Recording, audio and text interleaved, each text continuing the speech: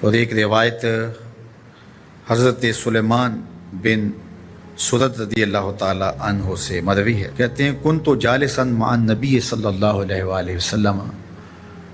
میں حضور علیہ السلام کی مجلس میں بیٹھا ہوا تھا، دو لوگ تھے، وہ آپس میں الجھ رہے تھے، ان میں سے ایک شخص کا چہرہ غصے سے سرخ ہو گیا، رگیں پھولی ہوئی تھیں اور ایک دوسرے کے لیے سب و شتم کا ماحول پیدا ہو گیا تھا۔ اللہ کے رسول صلی اللہ علیہ وآلہ وسلم نے ارشاد فرمایا، میں ایسا کلمہ جانتا ہوں کہ اگر یہ کلمہ پڑھ لیں تو ان کا یہ غصہ زائل ہو جائے گا، ان کی جو کیفیت ختم ہو جائے گی، اور وہ کیا ہے؟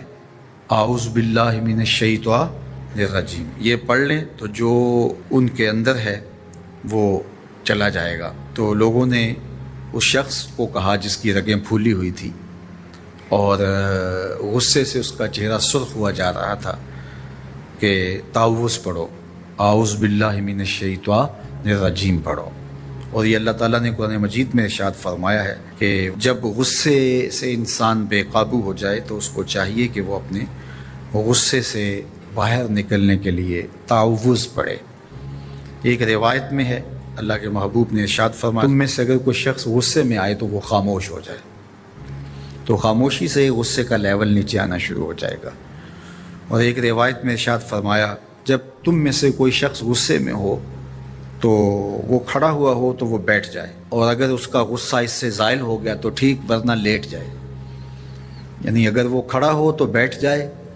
اور اگر بیٹھنے کے باوجود بھی غصہ ختم نہیں ہونے پا رہا تو لیٹ جائے، خاموش ہو جائے، تعوذ پڑھے اور بیٹھ جائے یا پھر لیٹ جائے۔ تو یہ چار صورتیں غصے کو کم کر دیتے ہیں۔ تو غصے کو نافذ کرنے کی بجائے کوشش کرنی چاہیے کہ غصہ جو ہے وہ فروغ ہو جائے، چونکہ غصے میں انسان ایسے امور کر لیتا ہے کہ بعد میں اس کو سخت پچھتاوا ہوتا ہے۔ تو ایک شخص نے حضور سے کہا کہ حضور مجھے کوئی وصیت کیجئے۔ حضور نے اسے ارشاد فرمایا کہ تو غصہ نہ کیا کر۔ اس نے پھر کہا مجھے وصیت کیجئے، تو آقا کریم نے پھر فرمایا غصہ نہ کیجئے۔ اس نے پھر کہا، یہ بات ایک بار نہیں، اس نے کئی بار حضور سے پوچھی۔ وہ کوئی اور وصیت طلب کرنا چاہ رہا تھا کہ یہ تو ٹھیک ہے، کچھ اور وصیت بھی کیجئے۔ اس سے ایک تو اس شخص کی ذاتی صورتحال ایسی ہوگی، اور دوسری یہ ہے کہ اس نصیحت کی اہمیت کے پیش نظر کہ غصہ جب انسان کو آتا ہے تو وہ مغلوب ہو جاتا ہے اور بہت غلط فیصلے کر بیٹھتا ہے، اس لیے بار بار ایک نصیحت پر تاکید کرنا اور اس کا تکرار کرنا اس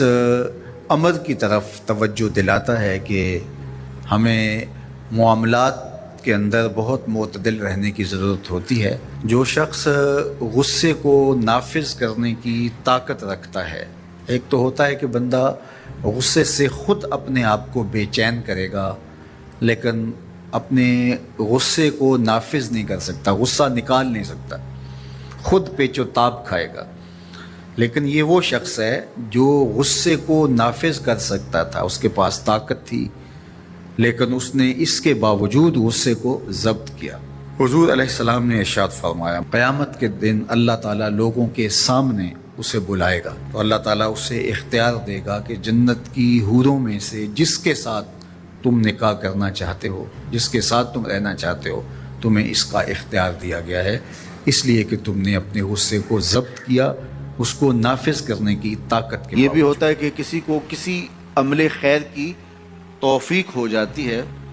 تو وہ اس پر اللہ کا شکر کرنے کی بجائے دوسرے لوگوں کو جو فی الحال اس توفیق سے محروم ہیں حقارت کی نظر سے دیکھنا شروع کر دیتا ہے۔ بعض اوقات کسی کو نماز پڑھنے کی توفیق مل گئی تو وہ بے نمازیوں کو حقارت کی نظر سے دیکھنا شروع کر دیتا ہے، تو یہ اس کے عمل کا عجب اس کے عمل کو برباد کر دیتا ہے۔ اگر اللہ نے آپ کو خیر کی توفیق عطا کی تو آپ ان لوگوں کو خیر کی طرف لانے کی کوشش میں لگ جائیں جو خیر کی راہ پہ نہیں ہیں۔ بے نمازیوں کو نماز کا عادی بنانے کے لیے آپ کی جد و جہد شروع ہو جانی چاہیے کہ یہ خیر مجھے نصیب ہوا تو اس کو بھی نصیب ہو جائے، نہ یہ کہ آپ کسی کو حقارت کی نظر سے دیکھیں اور خود پسندی کے مرض میں مبتلا ہو جائیں کہ دیکھو میں نمازی ہوں اور میرے پاس یہ ہے اور فلاں کے پاس یہ نہیں ہے۔ تو اس پر اللہ کا شکر ادا ضرور کیجئے کہ اللہ نے مجھے توفیق عطا کی، لیکن کسی کو حقیر جاننے کی بجائے اس کو خیر کی راہ پہ لانے کی کوشش کریں۔ تو یہ آپ کے صالح اعمال کی قبولیت کا ذریعہ بن جائے گا۔ نہیں تو اگر ریا شامل ہو گئی تو عمل برباد، اگر تکبر آ گیا تو اللہ کو تو پسند ہی نہیں ہے، اگر عجب پیدا ہو گیا تو عمل کا نتیجہ آپ کو نصیب بھی نہیں ہو سکے گا۔ اس لیے عمل خالص ہو، صرف رضائے الہی کے لیے ہو، وہ عمل مرد نے کیا ہے یا عورت نے کیا ہے اس سے غرض نہیں ہے، شرط ہے کہ ایمان کے ساتھ اس نے صالح اعمال کا ذخیرہ جمع کیا ہے، تو اس کو اللہ تعالیٰ جل شانہ ستری، پاکیزہ، مطمئن اور خوبصورت زندگی عطا کرتا۔ اب وہ خوبصورت زندگی حیات طیبہ کیا ہے؟ تو سنیے، حضرت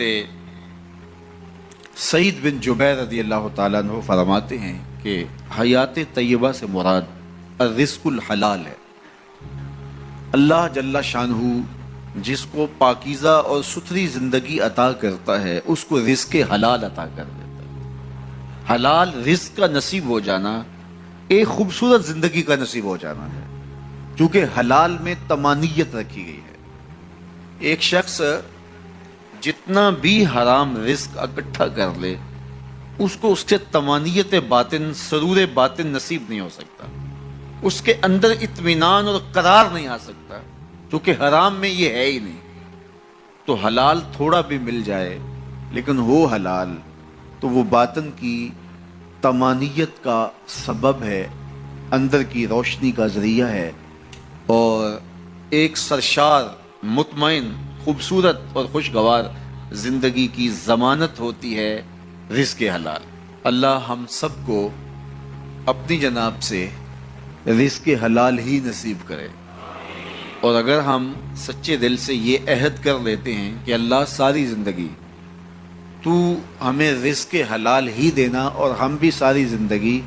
حرام کے ایک لقمے سے بھی اپنے آپ کو محفوظ کریں گے، اللہ آپ کے لیے حلال کے راستے کشادہ کر دے گا۔